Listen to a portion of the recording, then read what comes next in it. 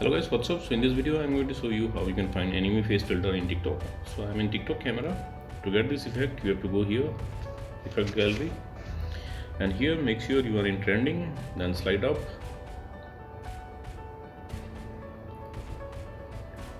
until you find this.